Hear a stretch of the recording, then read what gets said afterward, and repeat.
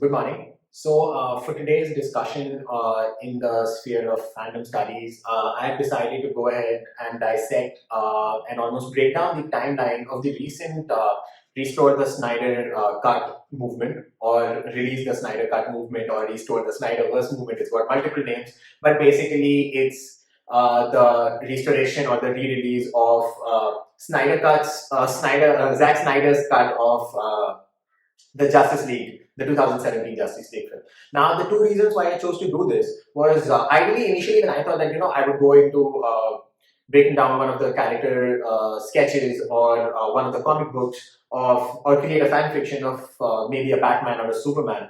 But I thought instead of doing that, one thing that is essential to be done in fandom studies is to pay tribute or talk about, even as simple as talk about, the most essential feature of fandom, that is the fan itself, right? So this particular movement, the reason why I chose this particular movement was first reason being, I am a hardcore fan of DC Entertainment Universe, everything DC Entertainment Universe, from comics till movies, be it action figures, be it Legos which come out, whatever, everything, whether it's animated series, whether it's web series, TV series, whatever. I'm completely invested in it. I just finished watching the DC fandom and all of that. So basically, that was one of the reasons because not just DC, this particular movement, the Restore the Snyderverse movement, is something that I have personally been taking part in for the last since 2017 itself, since the release of Justice League.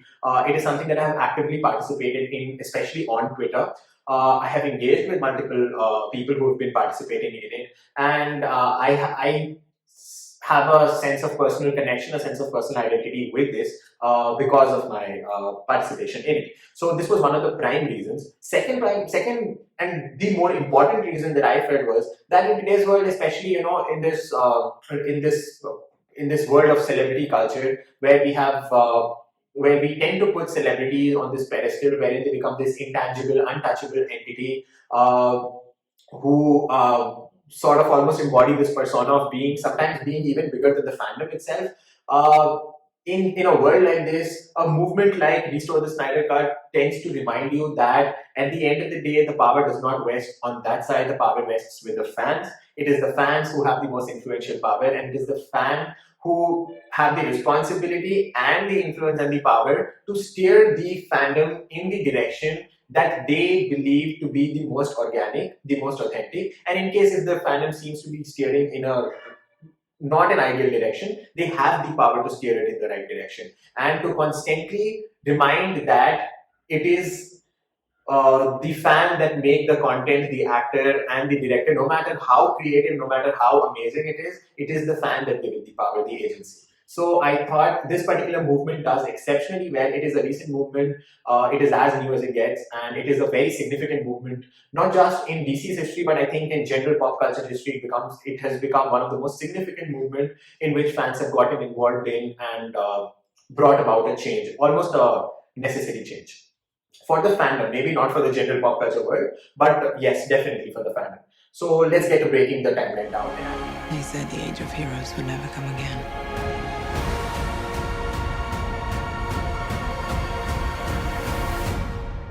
It will. It has to.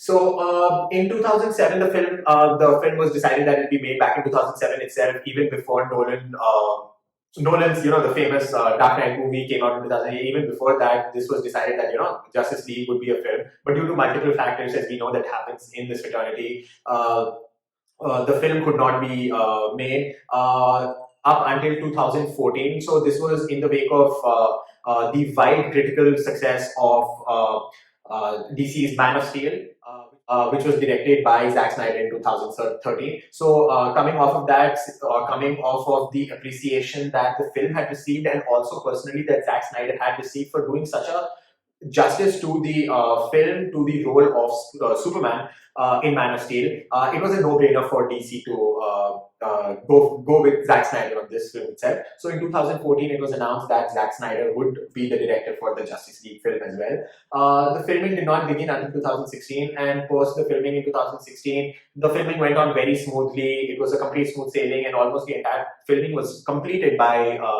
April of 2017.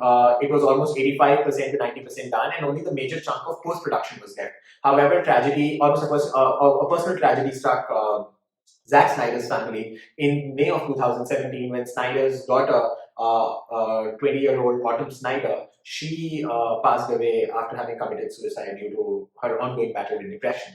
So it was then that things took turn for the slightly avoidable. Because in the wake of Snyder, of course, in post Autumn's death, Snyder, due to understandably personal reasons, left the project and went back to stay with his family and support them. And the project was left with that last stage incomplete. So in the wake of that, writer of Justice League, Joss Whedon, who we also know as the director of the Avengers movie, he took the mantle, he stepped up, and he decided to finish the movie. Now this is where it started going wrong. The first sign was basically that right after this, Joss Whedon demanded almost 25 to 30 million dollars to recreate, reshoot certain scenes and to add on to post productions, while the usual post production cost comes to about 6 to 8 to 10 million, which also nudged the budget of the film to over 300 million, making it one of the most expensive films to be ever made.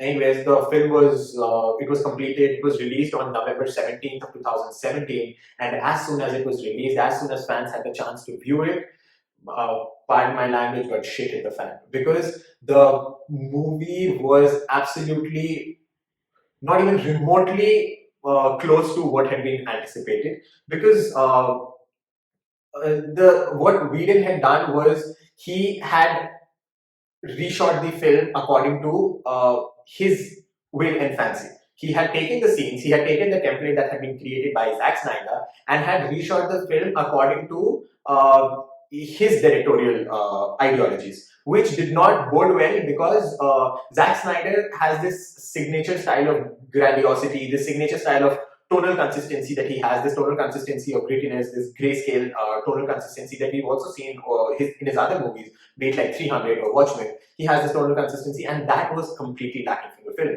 which made the film have these excessively corny dialogues, cheesy jokes. There was oversaturation, overexposure. The film had this weird, sorry for the lack of better word for it, a weird red tint towards its final battle. So the film was a complete disaster. It failed miserably, both in terms of critical reception as well as the reception, more so in reception from the fans. And right as soon as this was released, fans got onto their social media, totally blasting out the studio, the companies for the almost trashy content that had been put out by. It was not justified, and it was very clearly not justified. Anyways, post this, in around November 19th of 2017 itself, the producer of the film, Chris Rogan, he got onto an interview and he said that the film, almost 80 to 85% of the work that had been done by Snyder previously had been discarded by Whedon, and most of the work had been that was now visible in the movie was basically Whedon's work. This was also further substantiated by the cinematographer of the film, who also said that almost just about 10% of the film that Snyder had initially created was remained. All in all, it was about 80 pages of reshot content that had been done, which is a substantial amount of content. And just as soon as this interview dropped and this information was out, people realized what had happened. Now, the film, of course, continued to credit Zack Snyder as the sole director. However, people realized that this movie was not even remotely close to what Snyder had anticipated and what Snyder would have put out. And they just started regarding this movie as Whedon's Justice League, which eventually and consequentially led to the establishment of the phrase Snyder's Cut, because this was not what Snyder would have put up. Conversely, also while conversing with Snyder on other platforms, it was also revealed that Snyder had, of course, had not watched it, and he still claims that he has not watched the movie. However, from what he's heard from both his wife Deborah and his friend Chris Nolan, that the movie basically just has barely a quarter of the content that Snyder was going to originally put out. However, after this, fans took to social media to completely blast them out. And this is when the hashtag release the Snyder Cut or Snyder Cut or release the Snyder Cut started trending.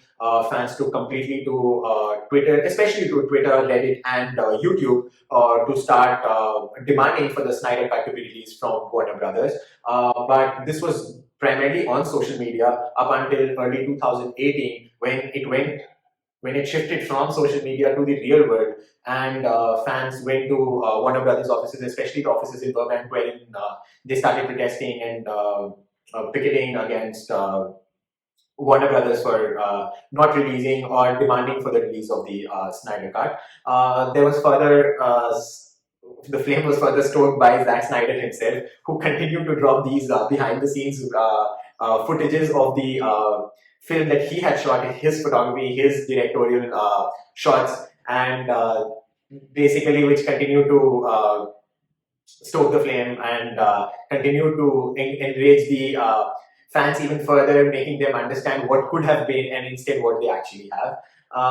At this point of time, I think one of the prime and the final nails in the coffin that that rests on the shoulder of Joss Whedon and Warner Brothers was on the second anniversary of the actual film release on November 17th of 2019, when the entire cast of the original film, that is including Ben Affleck, Gal Gadot, Ray Fisher, all of them, even Zack Snyder himself, got onto their social media and explicitly expressed their emotion and their desire to have a Snyder Cut out in the open, because that is what the fandom needed, and more so, it deserved to have it. So, and this is the point wherein even Jason Momoa got onto his social media. Jason Momoa, who plays Aquaman, he got onto his social media and mentioned that he had the chance to watch this Snyder Cut and believed that it was far different from what was out there in the open from the 2017 film. This is when the movement started gaining massive traction, because other celebrities started pouring in, and the movement became something really close to a revolution.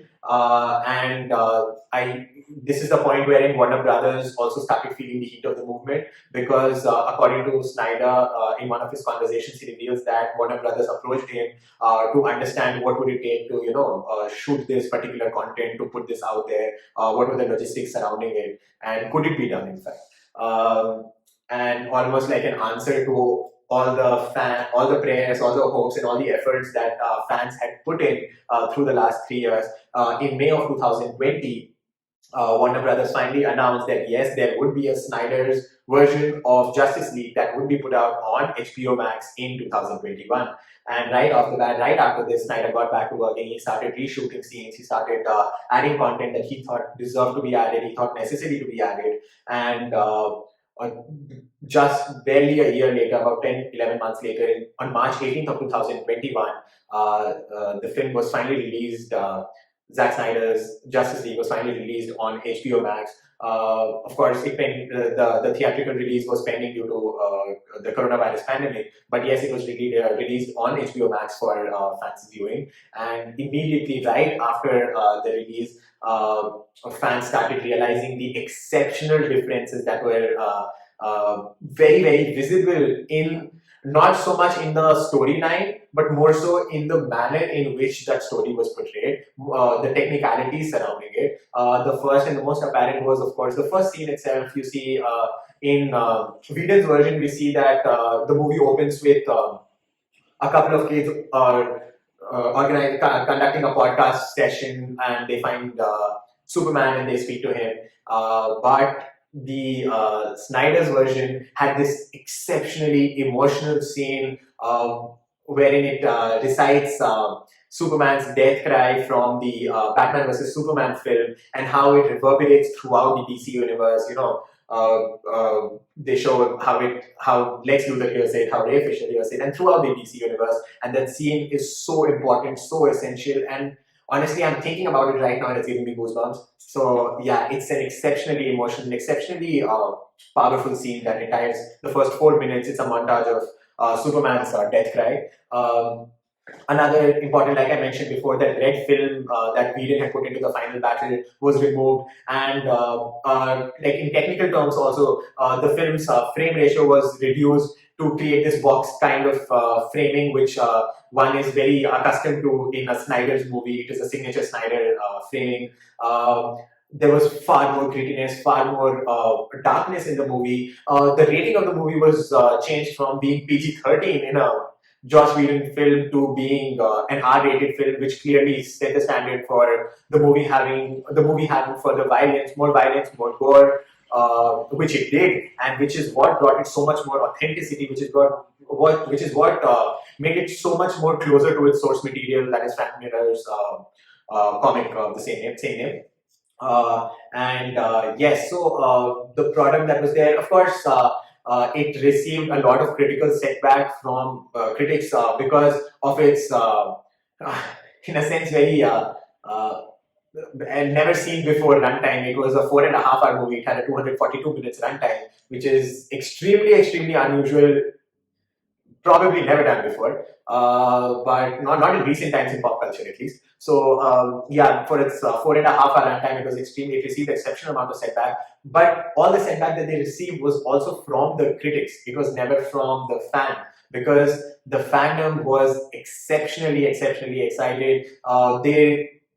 It has become one of the most cult products of the DC fandom. It is something that so many fans have associate with, and so many fans had waited, and so many fans had put in effort to make it happen, and it was a product that was finally there. So this, which is also going back to it, and in conclusion, it's sort of what makes this particular social movement, the Restore the Snyderverse, the Release the Snyder Cut movement, so important, because it just goes on to show the importance, the power that rests in the hands of the fans. And if that power is utilized correctly, which is usually done by fans, if not for the borderline stan culture, which becomes somewhat dark, obsessive, and stalkerish. If it's utilized properly, it can help create a very authentic, a very organic product for the fandom itself, and a content that every fan associates with. And the reason why the fandom has become so massive in the first place, it's a tribute. This particular movement is not so much a content that was put out for the pop culture or for the masses, but one that almost rests as a tribute to both Zack Snyder for his authenticity in creating a content which so closely resembles the source material, putting all his effort into it, and more so for the fandom that believed in it, that desired it, and that put in the effort to make it happen. Now, Zack Snyder himself is a fan of the universe, so it makes sense that he falls into both of the realms, and thus it becomes a tribute to him in both the sense. But this is a piece that I exceptionally closely relate to. It is a part of, just like me, it is a part of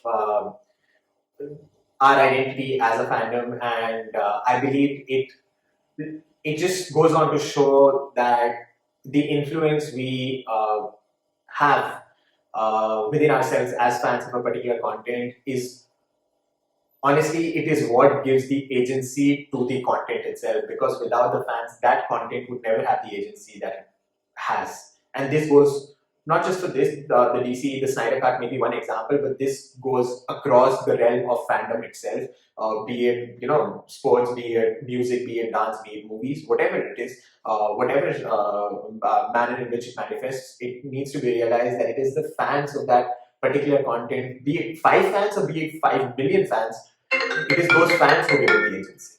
Thank you.